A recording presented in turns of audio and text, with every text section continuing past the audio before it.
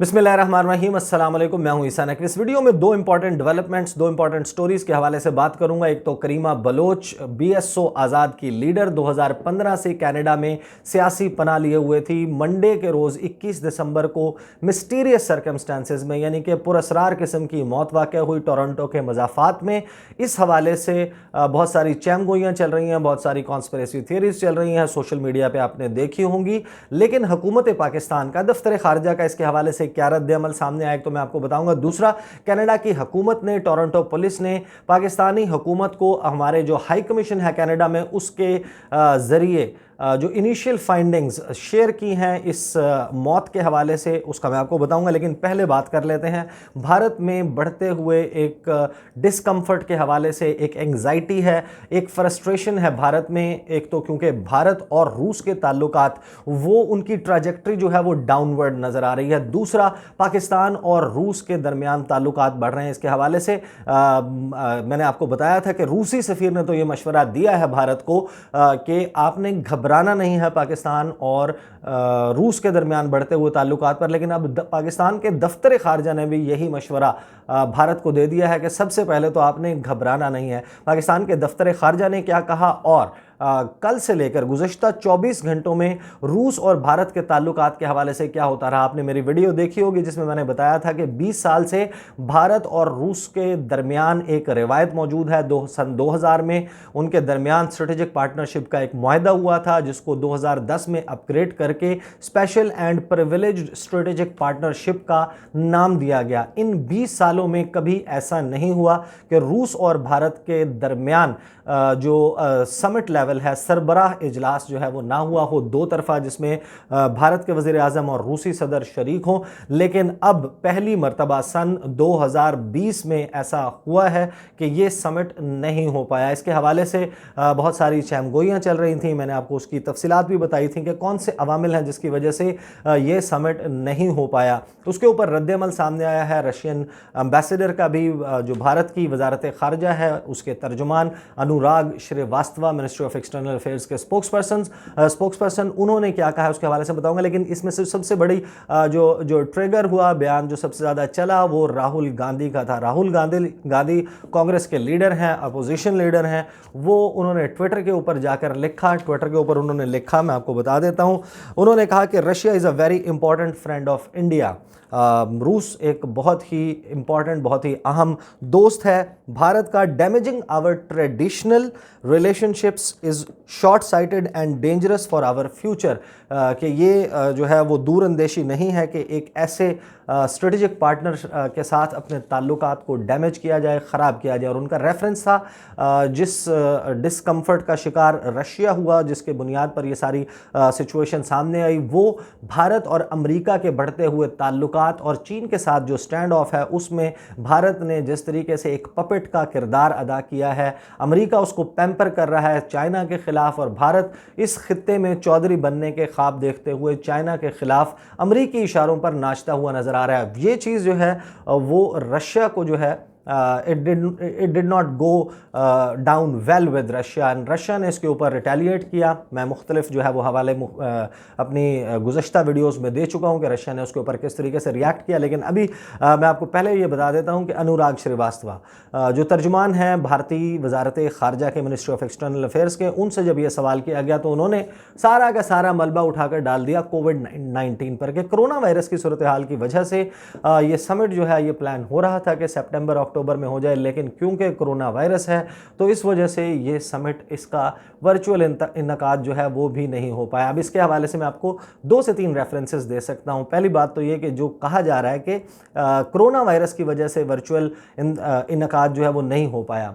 एक इसमें रेफरेंस ये है कि जिस वक्त रूस में हालात जो हैं वो बहुत ज़्यादा टेंस चल रहे थे और उनके पास शेड्यूल में आप अंदाज़ा लगा सकते हैं कि टाइम नहीं होगा, क्रीमिया का मसला चल रहा था, तब भी रूस और भारत के दरमियान समिट पोस्टपोन नहीं हुआ। व्लादिमीर पुतिन ने फ्लाई किया, इंडिया आए, चंद घंटे के लिए आए, लेकिन उन्होंने इंडिया के साथ सरबराह इजलास मिस आउट नहीं किया। तो अब एक ऐसी सूरत हाल में 2020 में जिस वक्त नरेंद्र मोदी अब तक 3 सरबरा इजलास, 2 तरफा सरबरा इजलास जो हैं वो कर चुके हैं। उन्होंने ऑस्ट्रेलिया के प्राइम मिनिस्टर के साथ वर्चुअल समिट किया, उन्होंने बांग्लादेश के वज़ीर आज़म के साथ वर्चुअल समिट किया, उन्होंने जो वियतनाम के प्राइम मिनिस्टर हैं उनके साथ वर्चुअल समिट किया, लेकिन रूसी सदर के साथ उनका वर्चुअल समिट जो है वो तय नहीं पा सका कोविड-19 की वजह से। अब इसी में जो है वो आप अंदाज़ा लगा लीजिए कि यही सितंबर और अक्टूबर का महीना था, नवंबर का महीना था। इन 3 महीनों में रूस ने, उसके पास ब्रिक्स की, उसके पास चेयर मौजूद है। ब्रिक्स जो है वो आपको शायद मालूम हो, ब्राज़ील, इंडिया, साउथ अफ्रीका, उसके अलावा चाइना और रशिया, इनका एक ब्लॉक है, एक ग्रुपिंग है, उसकी चेयर उनके पास है। उसका इजलास रशिया ने होस्ट किया, उसमें भी भारतीय वज़ीर आज़म ने शिरकत की। इसने, जो रूस है उसने वर्चुअल समिट किया। जो शंघाई कोऑपरेशन ऑर्गेनाइजेशन है उसकी चेयर भी रशिया के पास है, उसमें भी भारत ने शिरकत की। मुतवातर के साथ रशिया इस किस्म के इवेंट्स होस्ट करता आ रहा है, तो आखिर क्यों ये मुलाकात तय नहीं पाई जा सकी? इसके हवाले से अनुराग श्रीवास्तव ने बड़ा जो है वो गुस्से का और बरहमी का इजहार भी किया मीडिया के ऊपर कि इसको रंग कोई और ना दिया जाए। रूस बहुत अच्छा दोस्त है और हम कोशिश कर रहे हैं कि कोविड-19 की वजह से जो ये पोस्टपोन हो गई है समिट, इसको दोबारा इनेकाद कर लिया जाए। इसके बैकग्राउंड में वाज़े तौर पर रशिया का जो है वो एतराज़ मौजूद है जो कि उन्होंने क्वाड कंट्रीज़ के हवाले से किया है।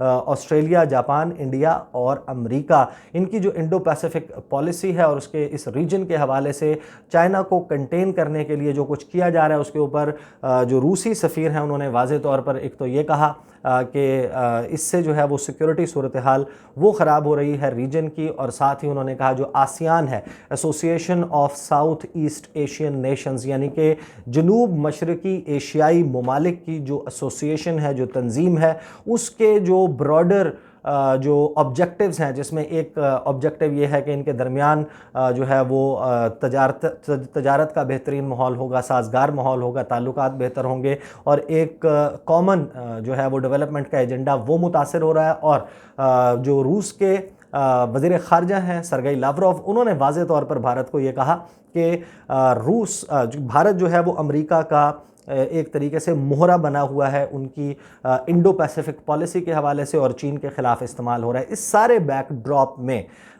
ये स्टेटमेंट जो है आना, पहले राहुल गांधी की तरफ से इस तरह की फिर रिपोर्टिंग होना, द फैक्ट के समिट नहीं हो रहा, और उसके बाद फिर जब रूसी सफ़ीर हैं उन्होंने फिर इसके ऊपर एक बयान दिया।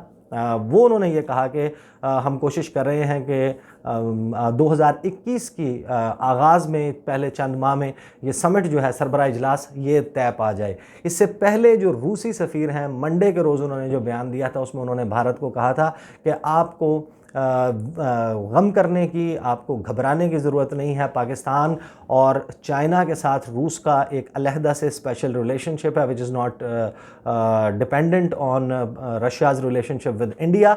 इस सारे माहौल में फिर पाकिस्तान के दफ्तर ख़ारजा में हफ्तावार ब्रीफिंग थी। जाहिद हफीज़ चौधरी साहब तर्जुमान हैं, उनसे मैंने इसके हवाले से सवाल किया। उनका जो स्टेटमेंट है वो मेरे सामने मौजूद है, पहले मैं आपको बता देता हूँ, फिर 2 जो है वो इसके हवाले से मज़ीद जो है वो मैंने आपको बातें बतानी है। एक तो जो तर्जुमान दफ्तर ख़ारजा, उन्होंने कहा relations with Russia remain an important priority of Pakistan foreign policy, कि पाकिस्तान की तरजीहात में शामिल है रूस के साथ ताल्लुकात। These relations are today marked by cordiality and trust, एक एतमाद का रिश्ता जो है वो बन रहा है रूस और पाकिस्तान के दरमियान। The two countries have made important progress in the development of strong bilateral relations and these today cover various important fields including economy and trade. तजारत भी और मईशत भी, इसके हवाले से ताल्लुकात जो हैं वो बढ़ रहे हैं, मौजूद हैं। The two countries have developed several institutionalised dialogue processes ranging from strategic stability and defence to energy and economic cooperation, यानी कि दिफा और इसके अलावा जो इकनॉमिक कोऑपरेशन है, मुआशी ताउन, इक़्तिसादी ताउन है, और स्ट्रेटेजिक स्टेबिलिटी है, ख़ित्ते में इस्तेहकाम है, उसके हवाले से मुख्तलिफ फ्रेमवर्क्स और डायलॉग प्रोसेसेस मौजूद हैं पाकिस्तान और रूस के दरमियान। Pakistan Russia relations not only serve the vital national interest of the two countries but they also contribute to regional and global security. These relations stand on their own merit, they are not contingent on policies and focus of a third country, किसी तीसरे मुल्क पर depend नहीं करते पाकिस्तान और रूस के ताल्लुकात। ये कहा है पाकिस्तान की वजारत ख़ारजा के तर्जुमान जाहिद हफीज़ चौधरी ने भारत के रेफरेंस में बात करते हुए कि आपको इसके ऊपर एतराज़ करने की, डिस्कम्फर्ट की, फ्रस्ट्रेशन दिखाने की और एंग्जाइटी में जाने की ज़रूरत नहीं है। आपके ताल्लुकात और रूस के ताल्लुकात इंडिपेंडेंट हैं, अलहदा हैं। पाकिस्तान और रूस के ताल्लुकात और इकनॉमिक एंड डेवलपमेंट एजेंडा अलहदा है। ये एक वाज़ेह बयान पाकिस्तान की तरफ से आज दे दिया गया है रूस के साथ ताल्लुकात के हवाले से। और जो भारतीय मीडिया है, अगर आप उसको फॉलो करें, उसमें वाज़े तौर पर नज़र आ रहा है कि वहाँ पर अभी आवाज़ें उठने लगी हैं कि भारत अपने एक पुराने दोस्त और इत्तहादी को छोड़कर एक क्लियरली इस वक्त साइड कर रहा है अमेरिका के साथ। जो उसके मफादात जुड़े हुए हैं, शॉर्ट टर्म मफादात हैं, उनको जो है वो पूरा करने के लिए ये सब कुछ भारत करे। इसके ऊपर बड़ी तनकीद हो रही है। लेकिन towards the end of the video मैंने जिस तरह आपसे स्टार्ट में कहा था करीमा बलोच के हवाले से स्टेटमेंट मैं आपको रीड आउट कर देता हूँ। और जाहिर है कि स्टेटमेंट जो है वो सेल्फ एक्सप्लेनेटरी है कि किस किस्म का जो है वो पोजीशन गवर्नमेंट ऑफ पाकिस्तान ने करीमा बलोच के मिस्टीरियस सर्कमस्टेंसेस में पुरअसरार मौत के हवाले से जो है वो इख्तियार की है, अपनाई है।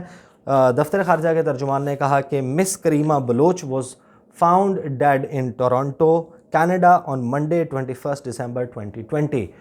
करीमा बलोच मुर्दा हालत में पाई गई टोरंटो में पीर के रोज़ 21 दिसंबर को। Immediately upon learning about the issue, कि जैसे ही इस मामले का मालूम पड़ा पाकिस्तानी हाई कमीशन को, फिर उसके बाद पाकिस्तान के जो कॉन्सुलेट जनरल है, the consulate general of Pakistan in Toronto requested the Toronto police to share information and details of the cause of her death, कि पाकिस्तान के कॉन्सुलेट ने स्पेसिफिक इंक्वायरी जो है वो भेजी कि हमें बताया जाए सरकारी तौर पर कि मौत की वजह क्या थी, किस सर्कमस्टेंसेस में किस तरीके से ये मौत वाक़ई हुई। उसके बाद दफ्तर ख़ारजा कहता है कि according to Toronto police, and now this is an official communication between the Toronto police and the government of Pakistan through Pakistan high commission and consulate general. उसमें उन्होंने कहा कि according to Toronto police the circumstances have been investigated and officers have determined this to be a non-criminal death and no foul play is suspected. The family has been updated. यानी कि Toronto police ने वाज़े तौर पर सरकारी तौर पर ये कहा है कि उन सर्कमस्टेंसेस को इन्वेस्टिगेट कर लिया गया है, तहकीकात कर ली गई हैं और उनके मुताबिक जो ऑफिसर्स हैं टोरंटो पुलिस के, उन्होंने डिटरमिन किया है, वो इस नतीजे पर पहुंचे हैं कि ये एक नॉन क्रिमिनल डेथ है, इसमें कोई क्राइम नहीं हुआ, जुर्म के नतीजे में ये मौत वाक़ई नहीं हुई और कोई फाउल प्ले नज़र नहीं आता कि किसी किस्म की माल ट्रीटमेंट की गई हो, कोई फाउल प्ले हुआ हो इस मौत के वकू पज़ीर होने में। और इस हवाले से जो फैमिली है उसको अपडेट कर दिया गया है, बता दिया गया। इसके बाद ब्रीफिंग ख़त्म हो गई। एक जिस वक्त जो फॉर्मल ब्रीफिंग थी वो ख़त्म हो गई, उसके बाद उनसे तर्जुमान दफ्तर ख़ारजा से ये भी सवाल किया गया कि क्या करीमा बलोच जो है उसकी डेड बॉडी पाकिस्तान लाई जाएगी, इसके हवाले से कोई रब्ता हुआ है। तो उन्होंने कहा कि इसका एक प्रोसेस है। अभी तक जो पाकिस्तानी हाई कमीशन है या कॉन्सुलेट जनरल है उसको उनकी फैमिली की तरफ से अप्रोच नहीं किया गया, क्योंकि एक NOC चाहिए होता है। जो एयरलाइन है उसको एक NOC चाहिए होता है मुतल्लिका हुकूमत के सफारत खाने की तरफ से, कुछ डॉक्यूमेंटेशन होती है, कुछ दस्तावेजी काम होते हैं, वो करने के बाद ही इस किस्म की को प्रोविज़न दी जाती है। तो इस हवाले से अभी तक जो हुकूमत पाकिस्तान की का जो हाई कमीशन है उसको अप्रोच नहीं किया गया करीमा बलोच की फ़ैमिली की तरफ से, और जैसे ही अप्रोच किया जाएगा तो उसके हवाले से फिर हाई कमीशन जो है वो अपनी हुकूमत की इंस्ट्रक्शंस के मुताबिक अमल करेगा।